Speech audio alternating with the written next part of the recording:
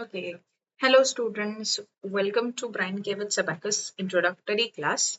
So, here for the parent and the students to recall what we learned in day one, we are going to see first the book and the kit received by the Brine Kevit Abacus. This is a folder, the Brine Kevit level 1 book.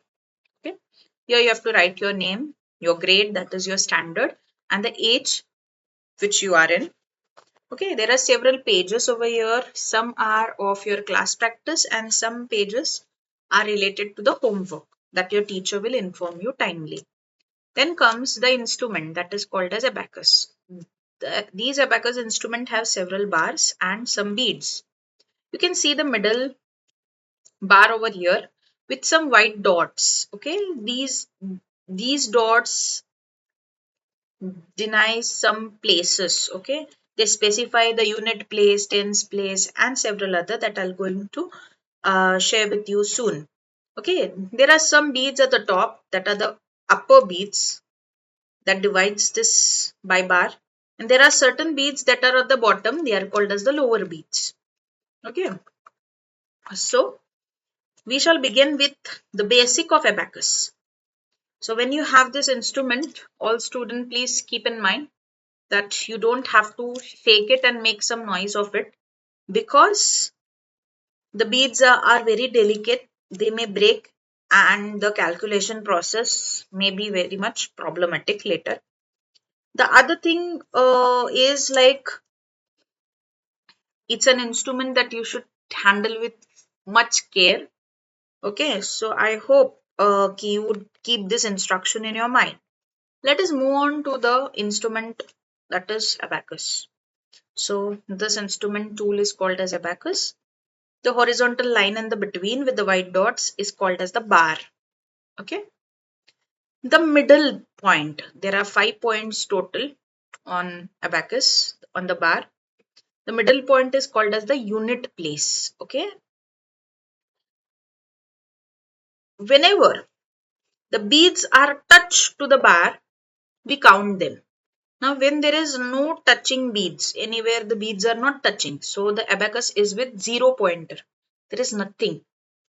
But when any of the bead touch to the bar, okay, when it touches to the bar, it is called as calculation, that is called as a number. So make sure at the beginning of abacus, we don't touch any of the beads. So for that reason, we have to freeze the abacus. Okay, how to freeze it? You just have to put your two fingers over here like this and you have to make sure that all the beads are away from the bar. Okay, so this is the way to freeze the abacus. Very slowly. You have to hold the abacus center point just 2 to 3 bars behind the center point with your left hand.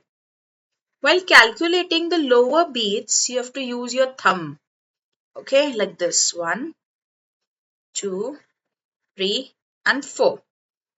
You got it? And for the upper beads, you have to use your index finger, that is 5. The value of the lower bead is 1.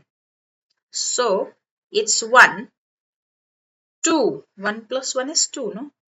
3 and 4. Here comes the 4. Okay. The value of the upper bead is 5. So when we are taking 5, you have to see, I'll show you like this. From your thumb, raise down the lower beads and upper bead with your index. So this becomes your 5.